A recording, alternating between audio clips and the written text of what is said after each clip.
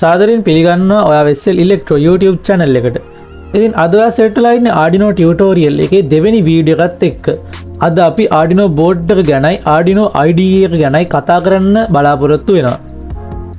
පළවෙනි වීඩියෝ එක බැලුවේ නැත්නම් උඩ තියෙන කාඩ් එක ක්ලික් කරලා හරි description එකේ දාලා තියෙන link එක ක්ලික් කරලා හරි පළවෙනි වීඩියෝ එක අනිවාර්යෙන් බලන්න. මොකද නැත්නම් ඔයාට අද වීඩියෝ එකෙන් කතා කරන සමහර දේවල් තේරුම් ගන්න බැරි වෙනවා. ඒ වගේම වීඩියෝ එකට යන්න කලින් මතක් කරන්න ඕනේ ඔයගලන්ට වීඩියෝ එකට කැමති නම් වීඩියෝ එකට like එකක් දාලා channel එකත් subscribe කරලා bell icon එකත් all දාලා තියාගන්න. ඒ වගේම Arduino ගැන ඉගෙන ගන්න කැමති ඔයාගේ යාළුවන්ටත් වීඩියෝ එක share කරන්න අමතක කරන්න එපා. එහෙනම් අපි යමු අද වීඩියෝ එකට. පොඩි දෙයක් තියෙනවා ඔයගලන්ට මතක් කරන්න. ඉතින් ඕගොල්ලෝ ඉලෙක්ට්‍රොනික්ස් ගැන ඔයගලන්ට පොඩි හරි බේසික් නොලෙජ් එකක් නැත්නම් Arduino කියන දේ ඉගෙන ගන්න කලින් ඔයාට සිද්ධ වෙනවා ඉලෙක්ට්‍රොනික්ස් ගැන බේසික් නොලෙජ් එකක් ලබා ගන්න. ඉතින් මේකට ගැලපෙන YouTube channels ගොඩක් ලංකාවේ සිංහලෙන් ඉලෙක්ට්‍රොනික්ස් කියලා දෙන channels තියෙනවා. ඉතින් ඒ channels වලින් හොඳ එකක link එකක් මම පල්ලෙහා description එකේ දාලා තියන්න. ඉතින් ඒ channel එකේ තියෙන tutorials බලලා ඉලෙක්ට්‍රොනික් ගැන බේසික් නොලෙජ් එකක් ලබා ගන්න. හරි ඉතින් අද වීඩියෝ එක මම ඔයගලන්ට කියලා දෙන්න පහසු වෙන්න කොටස් දෙකකට බෙදනවා. එකක් තමයි Arduino board එක ගැන කියලා දෙන කොටස, අනිත් එක තමයි Arduino IDE එක ගැන කියලා දෙන කොටස.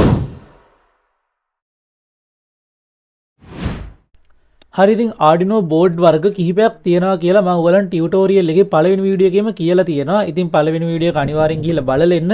description එකේ links දාලා ඇති. ඉතින් භාවිතා කරන Arduino board වර්ග වලින් ගොඩක්ම ජනප්‍රියම board එක තමයි මේ Arduino Uno කියන මේ board එක. ඉතින් ගොඩක් කට්ටිය මිලදී ගන්න මේ board එක. ගොඩක් starter kits එක්ක එන්නෙත් මේ board එක. ඉතින් මම මේ board එක base කරගෙන අද ඔයාලට කියලා දෙන්නම් Arduino board එකේ තියෙන hardware components ගැන. ඉතින් ඕනෙම දෙයක් ගැන කතා කරද්දී ඒකේ brain එක නැත්නම් ඒක control වෙන තැන ගැන අපි කතා කරන්න ඕනේ අනිවාර්යෙන්.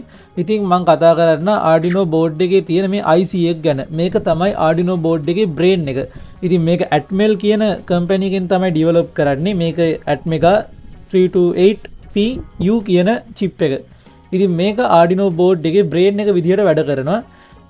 ඉතින් මේක ඇතුලේ තියෙනවා storage, ඒ වගේම මේක processor එකක්. මේකේ storage capacity එකක් තියෙනවා, memory capacity එකක් තියෙනවා.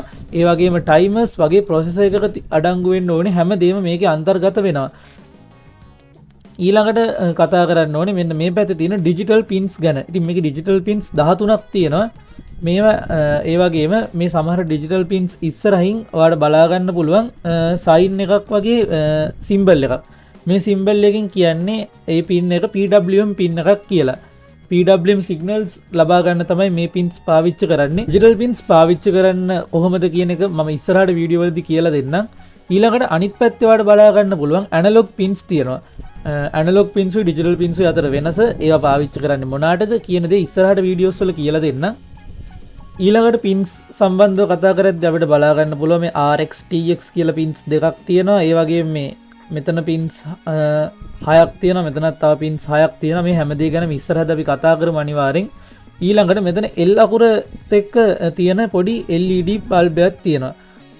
ඉතින් මේ LED bulb එක ඔයාලට බලා ගන්න පුළුවන් 13 pin එකට connect වෙලා තමයි තියෙන්නේ. මේක use කරලා අපිට පුළුවන් මේක direct 13 pin එකට connect වෙලා තියෙන හින්දා Arduino blinking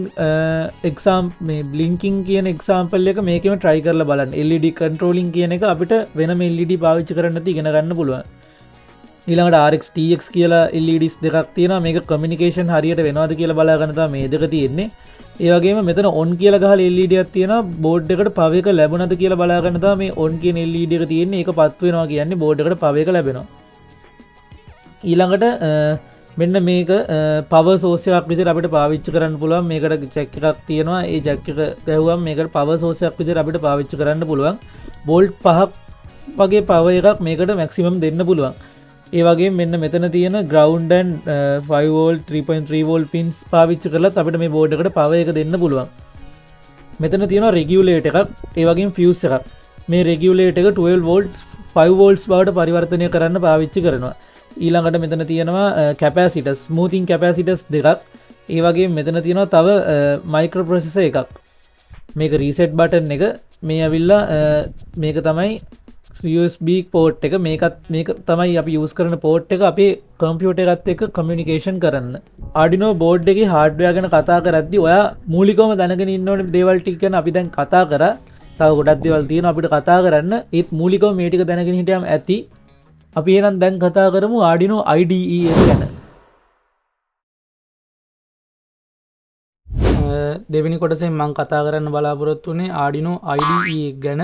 ඉතින් Arduino IDE එක කියන්නේ Arduino එකට අපි ලියන programs ලියන්න පාවිච්චි කරන software එක. ඉතින් මේකේ තමයි අපි programs ලියලා Arduino board එකට upload කරන්නේ. ඒ අප්ලෝඩ් කරන්න පාවිච්චි කරන්නේ කේබල් එක තමයි මෙන්න මේක. ඉතින් ඔය කේබල් එක ඔයාලා කම්පියුටර් එකට එක පැත්තකින් USB port එක කරා කනෙක්ට් කරලා අනිත් පැත්ත ඔයාගේ Arduino board එකට කනෙක්ට් කරගෙන අපි ලියන කෝඩ් එක ඔයාගේ බෝඩ් එකට අප්ලෝඩ් කරගන්න පුළුවන්. ඉතින් මේ software එක install කරන විදිහ ගත්තොත් ඔයාට පුළුවන් ඔයා Google Chrome එකට යන්න. Chrome එකට ගිහිල්ලා පල්ලෙහා description එකේ දාලා තියෙනවා link එකක්. ඒ link එක උඩ click කරලා ඔයාට පුළුවන් අපේ මේ Arduino කියන website එකට එන්න. මෙන්න මේ විදිහට search කරලා මේගොල්ලන්ගේ official site එකට ආවට පස්සේ ඔයාට පුළුවන් මෙන්න මේ විදිහට මෙතන download කියලා තියෙනවා. ඔයාගේ version එක select කරගන්න පුළුවන්. ඉතින් මම මේ මෙතන Windows Tech Newer 64 bit එක select කරලා ඒක download කරනවා. ඔයාට තියෙන්නේ මෙන්න මේ download කියන එක click කරලා මේක download කරගන්න. ඉතින් ඊට පස්සේ මේක ඔයාගේ downloads folder එකට download වෙයි. ඊට පස්සේ ඔයාට තියෙන්නේ ඒ download වෙච්ච එක උඩ double click කරලා ඒක install කරගන්න. ඉතින් මම නම් දැනටමත් මේක install කරගෙන තියෙන්නේ. ඉතින් මේක මේ විදිහට කරගන්න තේරෙන්නේ නැත්නම් මම කලිනුත් මගේ YouTube channel එකේ step by step හරියටම Arduino IDE එක install කරන විදිහ ගැන වීඩියෝ එකක් දාලා තියෙනවා. ඒකේ link එකත් මම කෝකටත් පල්ලෙහා description එකේ දාලා තියෙනවා. ඔයාට මේක කරගන්න තේරෙන්නේ නැත්නම් ඔයාට පුළුවන් මේ වීඩියෝ එක බලලා මේ install කරගන්න. ඊට පස්සේ මම මෙතන Arduino IDE එක open කරගන්නවා.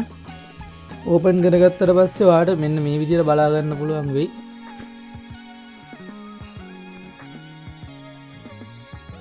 හරි. ඉතින් මේක තමයි Arduino IDE එකේ interface එක.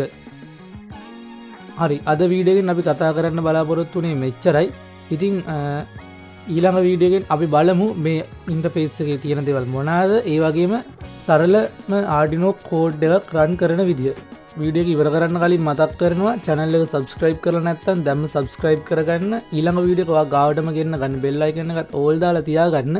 වීඩියෝ එකෙන් ඔයා දෙයක් ඉගෙන ගත්තා නම් වීඩියෝ එකට ඔයා කැමති නම් වීඩියෝ එකටත් like එකක් දාගෙන යන්න. ඒ වගේම Arduino ඉගෙන ගන්න කැමති ඔයාගේ යාළුවෝ ඉන්නවා නම් ඒගොල්ලන්ටත් වීඩියෝ එක share කරන්න අමතක කරන්න එපා. එහෙනම් අපි ඊළඟ වීඩියෝ එකෙන් හම්බෙමු.